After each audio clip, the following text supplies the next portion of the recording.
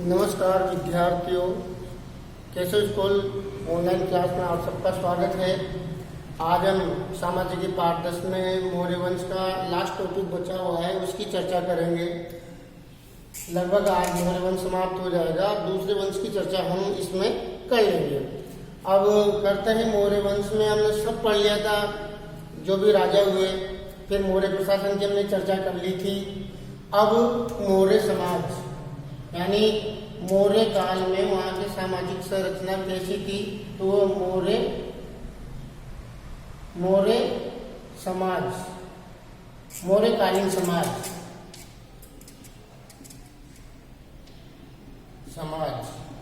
तो मौर्यकालीन समाज की हमें जो भी उल्लेख मिला है, किस किस के अनुसार मिला है। एक तो कौटिल्य का नाम सुना होगा, जिसको हम विष्णुगुप्त भी बोलते हैं, चाणक्य भी बोलते हैं, कौटिल्य।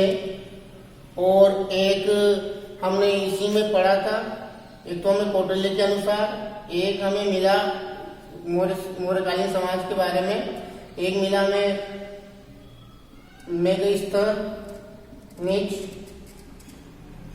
इसके अनुसार फिर हमें जो भी और भी जानकारी मिलती है अशोक के शिलालेखों के माध्यम से मिलती है, अशोक के अभिलेख।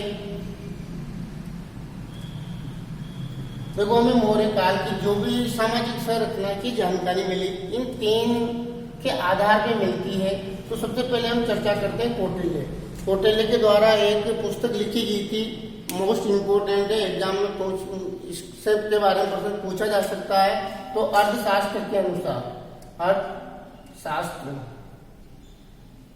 जो कौटिल्य ने कहा कि कौटिल्य ने कहा का अर्थशास्त्र में हमें ये जानकारी मिलती है कि मौर्यकालीन समाज यानी वहां का समाज वर्ण व्यवस्था पर आधारित था, वर्ण व्यवस्था पर आधारित। अभी हम कौटिल्य के अनुसार ही चर्चा कर रहे हैं कि कौटिल्य ने यह उल्लेख किया अर्थशास्त्र में कि जो मौर्यकालीन समाज था वो किस पर आधारित था, वर्ण व्यवस्था। वर्ण व्यवस्था क्या होती है, आपने देखा होगा, वर्ण व्यवस्था में 4 वर्ण होते हैं। जैसे एक तो ब्राह्मण, फिर एक होता है क्षत्रिय,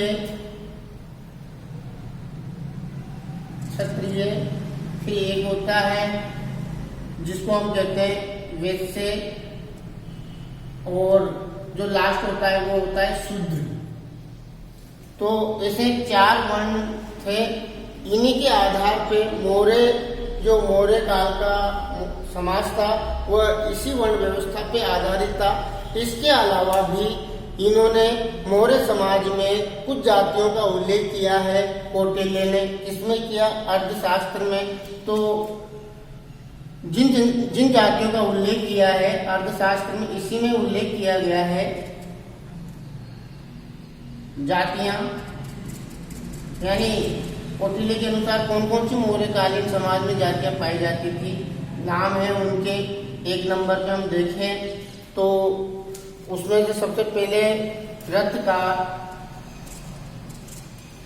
फिर दूसरे नंबर पे हम निषाद, तीसरे नंबर, ये सब जातियां हैं, रथकार, निषाद। फिर इस पे आएगी, इस पे रथकार, फिर सता,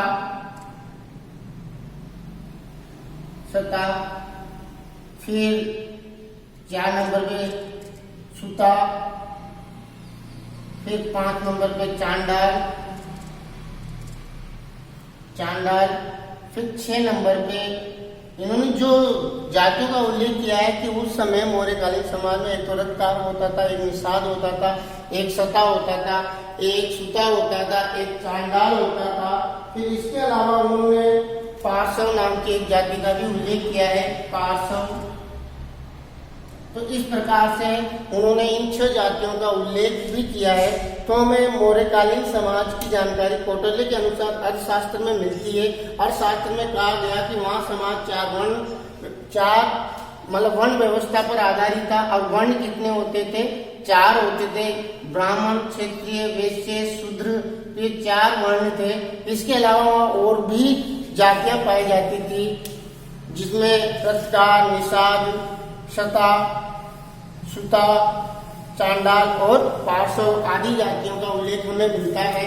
फिर हम बात करें मेगास्थनीज ने भी एक पुस्तक लिखी थी जिसका नाम था इंडिका।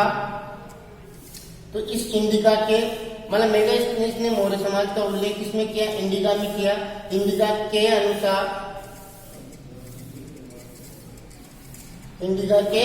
अनुसार भारतीय समाज 7 वर्गों में 7 जातियों में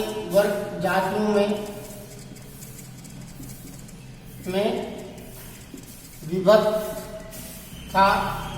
ये कौन कह रहा है? ये कह रहा है मेगास्थनीज, किसके माध्यम से? इंडिका में लिखा हुआ है कि भारतीय समाज उस समय भारतीय समाज 7 जातियों में विभक्त था। और वो जातियां कौन कौन सी है उसमें हम चर्चा करें, सातों की चर्चा करेंगे। जिसमें पहला बताया उसने दार्शनिक, फिर उसने दूसरे नंबर पे बताया किसान, फिर उसने तीसरे नंबर पे पशु पालक, यानी इनको जातियां माना जाता था, पशुपालक व शिकारी, यानी शिकार करने वाला। 4 नंबर पे उसने चर्चा की एक जाति बताई जिसको हम कारीगर या फिर उसको हम शिल्पकार भी कहते हैं, शिल्पकार या शिल्पी। फिर 5 नंबर पे उसने जो चर्चा की सैनिक। फिर उसने 6 नंबर पे बताया निरीक्षक और 7 नंबर पे उसने बताया कि शासक वर्ग। तो ये हमने मौर्यकालीन समाज कैसा था ये हमने कौटिल्य के अनुसार पढ़ा कि 4 वर्ण व्यवस्थाओं में बटा हुआ था। उसके अलावा वहाँ और भी जातियां थी, रत्कार, निषाद, शता, सूद, चांडाल, पार्श्व। तो इसके बाद हमें जानकारी मिली मेगास्थनीज ने, जो उसने इंडिका के अनुसार, जो इंडिका भी इसके द्वारा लिखी गई पुस्तक है, इसके द्वारा लिखी गई थी मेगास्थनीज के द्वारा। उसने भारतीय समाज को 7 जातियों में विभक्त किया: दार्शनिक, किसान, पशुपालक और शिकारी, कारीगर व शिल्पकार, सैनिक, निरीक्षक और शासक वर्ग। ये 7 जातियां इंडिका में बताई गई है। फिर हमें किसके अनुसार मौर्य समाज का उल्लेख मिलता है? अशोक के अभिलेखों में। तो ये मौर्यकालीन समाज की हमने चर्चा की। अब इसमें हम आगे बढ़ते हैं। यहाँ हमारा मौर्य वंश कंप्लीट हो जाता है। मौर्य वंश के बाद कौन सा वंश आता है इसमें हम आगे चर्चा करेंगे।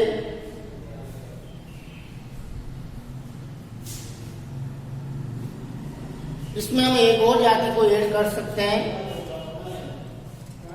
वैदेह। और ये जो सूता है इसको सूत कर दो। तो ऐसे करके हमने यहाँ सूत और विदेह में चेंज किया है। इसको आप अपने नोट्स में भी चेंज कर लें। तो ये मौर्यकालीन समाज की जो भी वहाँ सामाजिक संरचना थी उसको हमने यहाँ पे चर्चा की। एक तो कौटिल्य के अनुसार, एक मेगास्थनीज के अनुसार, बाकी जो अशोक के अभिलेखों में हमें मौर्यकालीन समाज की मिलती है। आप इसका स्क्रीनशॉट ले लें।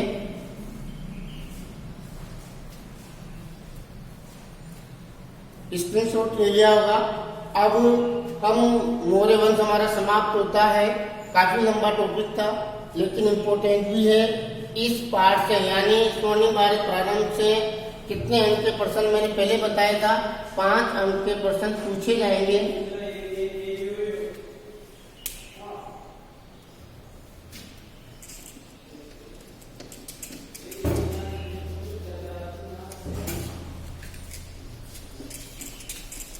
अब हम मौर्य वंश के बाद कौन सा वंश यहाँ पर मगध पे शासन करता है, इसकी चर्चा करेंगे। तो जब हमने मौर्य वंश के अंतिम शासक की चर्चा की थी, बृहद्रथ की, तो वहां पर उसके सेनापति पुष्यमित्र ने उसको मारकर मगध के सम्राट का शासक बनता है और वहां पर नए वंश की स्थापना करता है, वो था शुंग वंश। तो हम अगला हमारा टॉपिक रहेगा शुंग वंश। शुंग वंश, तो शुंग वंश की हमने उसमें बताया था कि पुष्यमित्र किसने स्थापना की थी?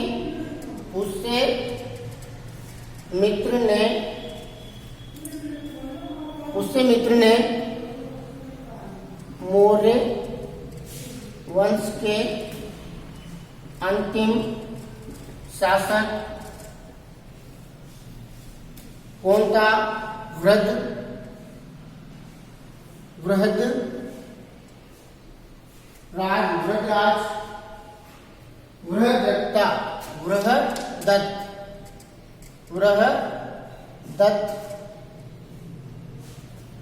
पुष्यमित्र ने मौर्य वंश के अंतिम शासक बृहदत्त का वध कर मगध पर शुंग वंश की स्थापना की। तो कह सकते हैं शुंग वंश की स्थापना किसने की थी? पुष्यमित्र ने। किसको? मौर्य वंश के अंतिम शासक बृहदत्त का वध करके मगध पर शुंग वंश की स्थापना की। तो ये यहाँ से ही मगध पर अब कौन सा वंश शासन करता है? शुंग वंश करता है। तो हम पुष्यमित्र के बारे में चर्चा करते हैं कि पुष्यमित्र के शासन काल में दो अश्वमेध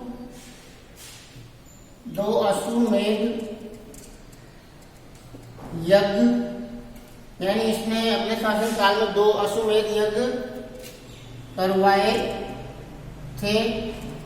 एक और जानकारी मिलती है कि इसका जो पुरोहित था, इसका पुरोहित नाम सुना होगा, पतंजलि था। अभी पतंजलि कौन था? ये संस्कृत व्याकरण के प्रखंड विद्वान थे। इसका पुरोहित कौन था? पंतजलि था, जो संस्कृत व्याकरण का प्रसिद्ध विद्वान था। तो हमने पुष्यमित्र के बारे में चर्चा की। केवल आपको पुष्यमित्र के बारे में इतना ही ध्यान रखना है कि मगध का मतलब मौर्य वंश के अंतिम शासक था बृहदत्त, उसका वध करके ये मगध पर शुंग वंश की स्थापना करता है। इसके शासन काल में 2 अश्वमेध यज्ञ करवाए गए थे, यानी इसने अपने शासन काल में 2 अश्वमेध यज्ञ आपने नाम सुना होगा। अगर जिसने रामायण देखी है उसमें भी अश्वमेध यज्ञ श्री राम द्वारा करवाया जाता है। इस यज्ञ में एक घोड़ा छोड़ा जाता है और वो घोड़ा जहाँ तक भी घूम के आता है वो उसके साम्राज्य के अधीन आ जाता है। तो ऐसा अश्वमेध यज्ञ में होता है, जब से इसका नाम अश्वमेध पड़ा क्योंकि इसमें एक घोड़े को छोड़ा जाता है। इसका पुरोहित कौन था? यानी पुष्यमित्र का पुरोहित कौन था? पतंजलि नाम आपने सुन रखे होंगे। आज भी बहुत सारे प्रोडक्ट पतंजलि के बाबा रामदेव द्वारा चलाए जा रहे हैं। तो पतंजलि कौन थे? ये संस्कृत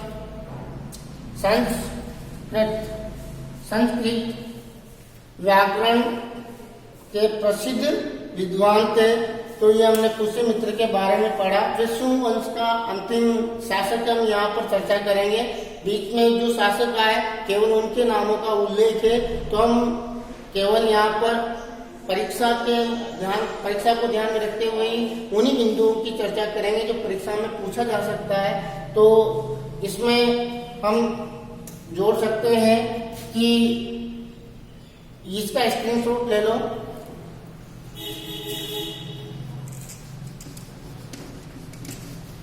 हम इसमें आगे इसको बढ़ाते हैं तो शुंग वंश का अंतिम शासक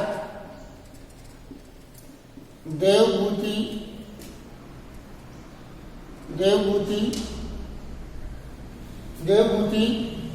था, जिसका वध वासुदेव कणव मतलब वासुदेव कणव द्वारा किया जाता है। किसके द्वारा किया जाता है? वासुदेव कणव। फिर यहाँ पे शुंग वंश की जगह कौन सा वंश आ जाता है? कणव वंश स्थापित हो जाता है, किया जाता है, और मगध पर कणव वंश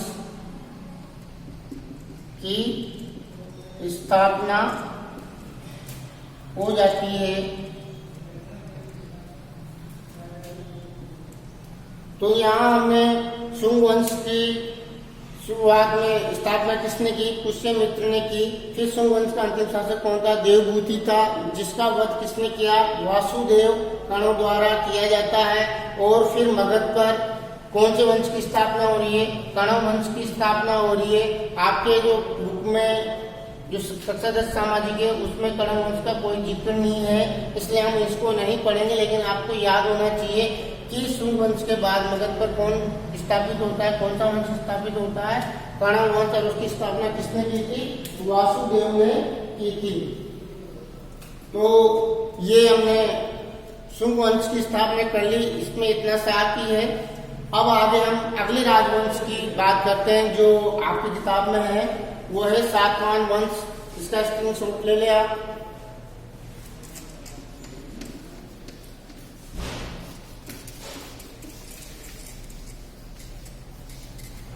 देखो अब जो पढ़ेंगे वह सातवाहन वंश है, यानी कणव वंश के बाद सातवाहन वंश आता है, लेकिन कणव वंश का आपकी किताब में कोई उल्लेख नहीं है। तो हम अब पढ़ते हैं सातवाहन वंश। सातवाहन वंश की स्थापना किसने की थी? इस वंश की स्थापना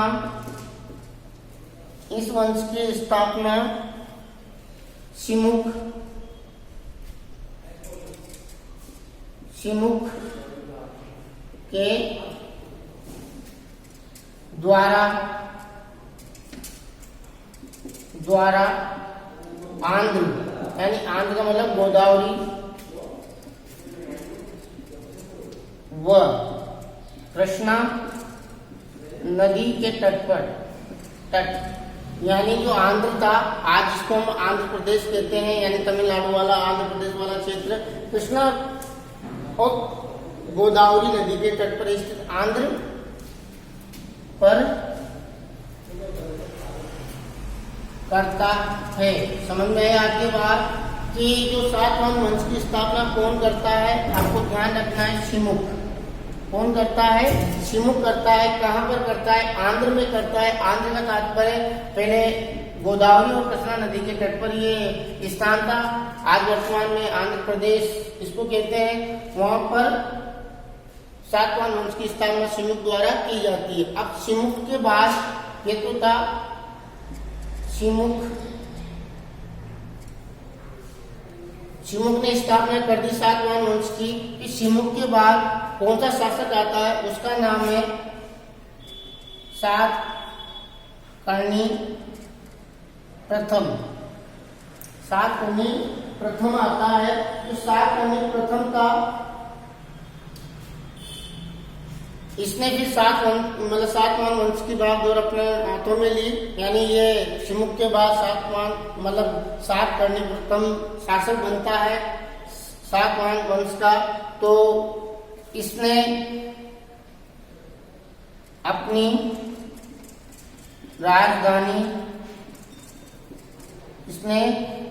राजधानी प्रतिष्ठान अब ये प्रतिष्ठान कहाँ पर स्थित है? प्रतिष्ठान ये गोदावरी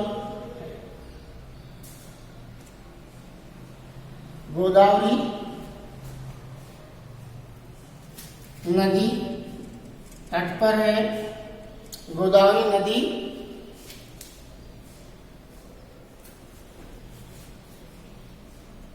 उस पे स्थित है, जिसको वर्तमान में आज क्या बोलते हैं? उसको वर्तमान में पैठन बोलते हैं। पैठन वर्तमान में पैठन कहते हैं। तो हमने शातवाहन प्रथम के बारे में यही याद रखना है कि उसने शातवाहन वंश की राजधानी कौन सी बनाई? प्रतिष्ठान। और ये कहाँ पर स्थित थी? गोदावरी नदी पर। और वर्तमान में पैठन इसे कहते हैं। लेकिन इसके शासन काल में एक और बात हमें लिखनी है, इसके शासन काल में शकों का आक्रमण हुआ। इस शक एक विदेशी जाति थी जो समय समय पर आक्रमण करती रहती थी अपने साम्राज्य को बढ़ाने के लिए या लूटपाट के उद्देश्य से। तो शकों का आक्रमण शातवाहन प्रथम के उसी में होता है और आक्रमण हुआ। फिर शकों ने पश्चिम में महाराष्ट्र तक अधिकार कर लिया। कहने का तात्पर्य यह है कि हमें शातवाहन प्रथम में ये ध्यान रखना है, उसने अपनी राजधानी क्या बनाई? प्रतिष्ठान बनाई, जो गोदावरी नदी के तट पर थी। वर्तमान में प्रतिष्ठान को क्या बोलते हैं? पैठन बोलते हैं। क्या बोलते हैं? पैठन बोलते हैं। फिर इसके शासन काल में किनका आक्रमण हुआ? शकों का आक्रमण होता है। शकों ने पश्चिम में महाराष्ट्र तक अपना अधिकार कर लिया था और शातवाहन वंश की सीमा वो कमजोर हो जाता है, ये शक ज्यादा हावी हो जाते हैं। लेकिन इसमें ही फिर शातवाहन वंश में सबसे प्रतापी शासक आता है जो इन शकों को भी हरा देता है। तो आगे हम इसकी चर्चा करते हैं कि शातवाहन प्रथम के बाद थोड़ा शातवाहन वंश की जो शक्ति थी वो नष्ट होने लग जाती है, क्योंकि वहां पर किनका प्रभाव देखने को मिलता है? शकों का। वो महाराष्ट्र का आकर अपना अधिकार कर लेते हैं।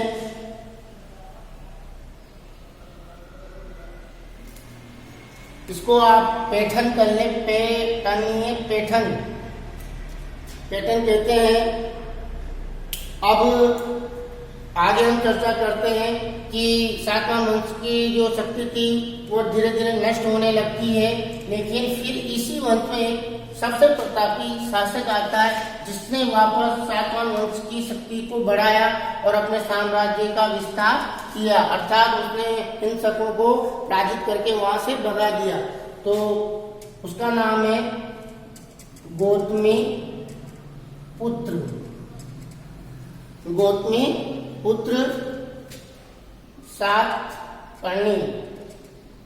गौतमीपुत्र सातकर्णी शासक बना। ये जो शासक क्रम है वो 23वें क्रम का था, यानी कौन से नंबर का शासक था? 23वें क्रम का शासक था। अब इसके लिए कहा जाता है सातवाहन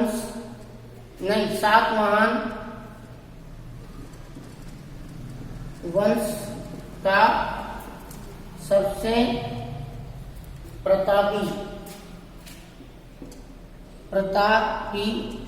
शासक था। कह सकते हैं कि ये सबसे शक्तिशाली शासक रहा जिसने जो पश्चिम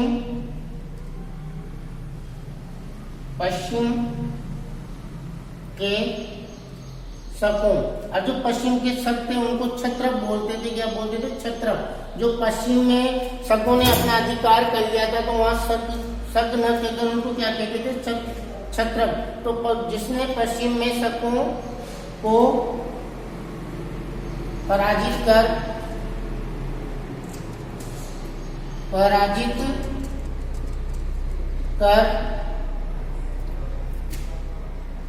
अपने साम्राज्य की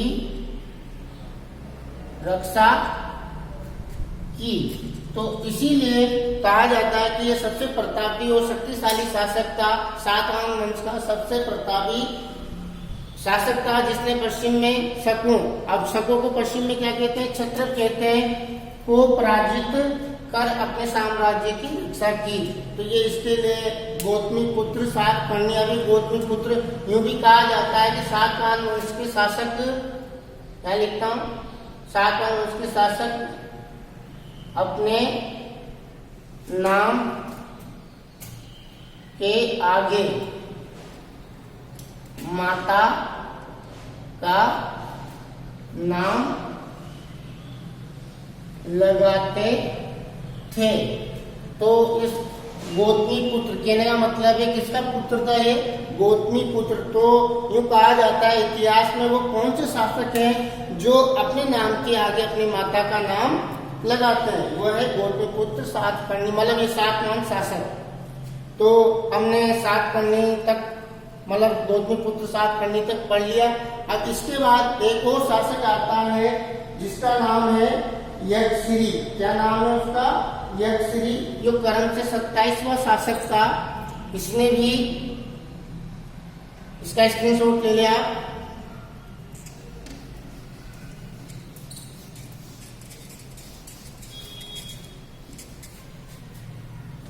अब इसके बाद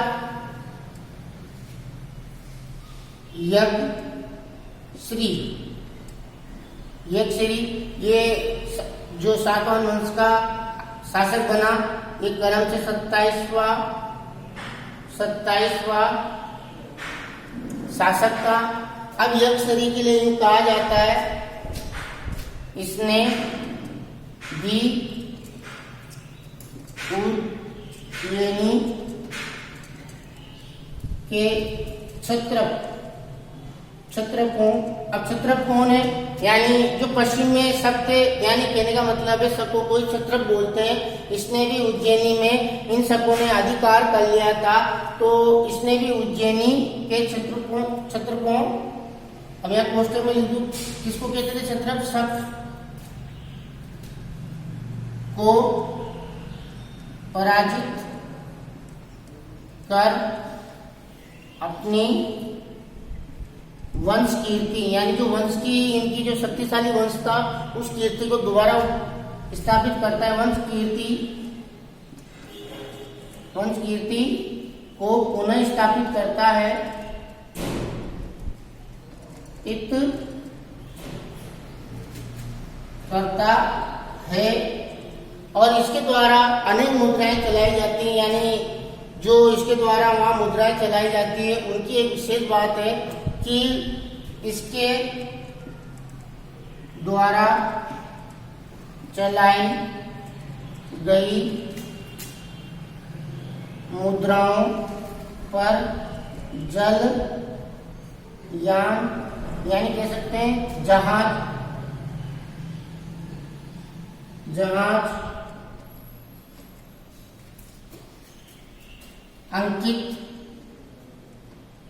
अंकित था।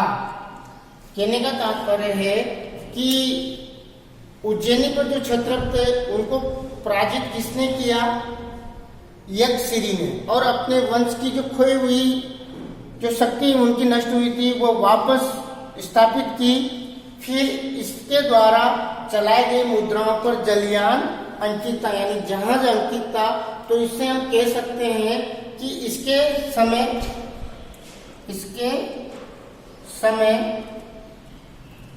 सातवाहन वंश की सीमाएं महासागर, यानी जहाज कहाँ चलता है, महासागर में, महासागर तक फैली थी। तो वो कौन सा शासक था सातवाहन वंश का, जिसने अपने साम्राज्य की सीमाओं का विस्तार महासागर तक कर दिया था वो था यज्ञश्री। तो ये हमने सातवाहन वंश के बारे में पढ़ा, जिसमें हमने सिमुक को पढ़ा, फिर सिमुक के बाद सातकर्णी प्रथम को पढ़ा, फिर सातकर्णी प्रथम के बाद गौतमी पुत्र सातकर्णी आया, जो सातवाहन वंश का सबसे प्रतापी शासक था, जिसने पश्चिम के क्षेत्रफलों को पराजित कर दिया था। फिर इसके बाद 27वें क्रम पे यज्ञश्री शासक बनता है, जिसने उज्जैनी के क्षेत्रफल यानी सबको को पराजित कर अपने वंश कीर्ति पुनः स्थापित करता है। इसके बाद उसके द्वारा मुद्राएं चलाई गई थी, उन पर जलयान अंकित था। इससे हमें यह पता लगता है कि इसके समय सातवाहन वंश की सीमाएं महासागर तक फैली हुई थी। ये हमने सात वंश के बारे में पढ़ा।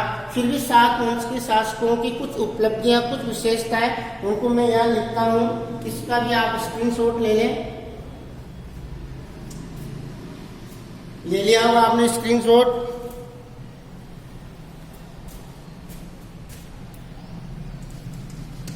अब हम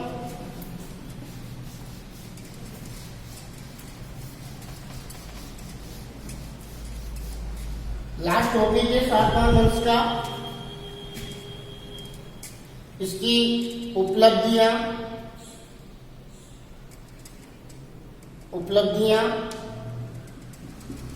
व विशेषताएं। तो क्या उनके शासकों की उपलब्धियां रही, क्या विशेषताएं रही, किनकी सातवाहन वंश की, यहाँ लिखता हूं सातवाहन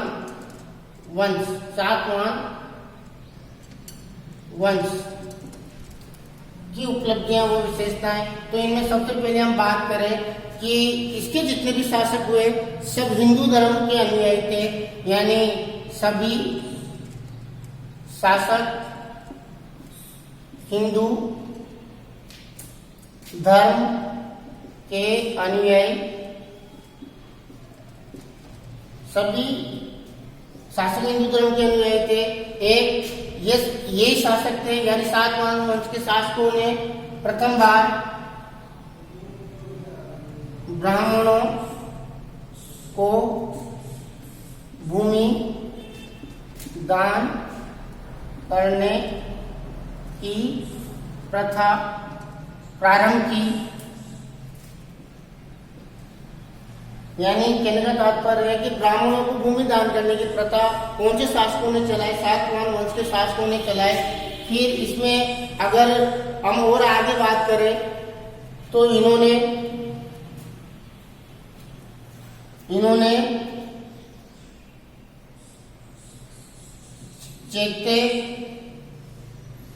चैत्य व विहारों का निर्माण करवाया,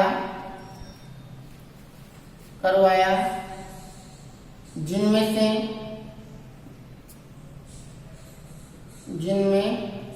से कार्ले चैत्य, ये चैत्य बहुत प्रसिद्ध हुआ, जो आज भी प्रसिद्ध है, जिसका नाम है कार्ले चैत्य, जिसमें से कार्ले चैत्य विश्व प्रसिद्ध है। कार्ले चैत्य विश्व प्रसिद्ध है। तो हमें इनकी बातों में ये ध्यान रखना है कि सभी शासक हिंदू धर्म के अनुयायी थे। ब्राह्मणों को भूमि दान करने की प्रथा प्रारंभ की इन्होंने। चैत्य विहार क्या होते हैं? हम जो बौद्ध धर्म और जैन धर्म के लोग होते थे, यानी उन धर्म के अनुयायी, वो जहाँ भी इनकी तपस्या वगैरह अपने तपस्या करते थे, उन स्थानों को आज हमारे जो धर्म महात्मा या महात्मा होते हैं, उनके स्थानों को हम आश्रम बोलते हैं। तो ऐसे बौद्ध धर्म और जैन धर्म में जो उनके अनुयायी होते थे, वो अपनी पूजा पाठ करते थे, उन स्थानों को चैत्य और विहार कहते थे। तो इन्होंने जैन धर्म और बौद्ध धर्म को भी संरक्षण दिया और उनके लिए चैत्य विहारों का भी निर्माण करवाया, जिसमें से एक चैत्य है जिसका नाम है कार्ले चैत्य, वो आज भी विश्व प्रसिद्ध है। अब एक और बात जोड़ दें कि ये शासक, जब हमने पढ़ा शासकों का आक्रमण हुआ, तो ये मतलब शासकों व यवनों से संघर्ष करते रहे, यानी इन्होंने इनकी आधीनता स्वीकार नहीं की। जब भी कोई प्रतापी शासक आया, जैसे हमने पढ़ा यक्षश्री को, और फिर हमने गौतमी पुत्र शातकर्णी को पढ़ा, उन्होंने भी इन सबों को पराजित किया। तो कहा जाता है इनके जितने भी शासक थे वे सबों और यवनों से संघर्ष करते रहे, यानी इन्होंने कभी हार नहीं मानी। तो आज हमने हमारे 2 वंश कंप्लीट किए हैं, छोटे थे, इसलिए आज मैंने इनका एक वीडियो में पूरा कर दिया। अब नेक्स्ट जो हमारा वंश रहेगा, गुप्त वंश रहेगा, ये भी मौर्य वंश जितना ही इम्पोर्टेंट है, इसमें से प्रश्न आने की संभावनाएं रहती है। तब तक धन्यवाद। और ये जो आज मैंने पढ़ाया उसके नोट्स में आपको बता देता हूँ। देखो, आज हमने पढ़ा मौर्यकालीन समाज, फिर हमने मौर्यकालीन समाज के बाद शुंग वंश, फिर शुंग वंश के बाद हमने पढ़ा सातवाहन वंश, फिर हमने पढ़ा उसकी उपलब्धियां वो विशेषता है सातवाहन वंश की।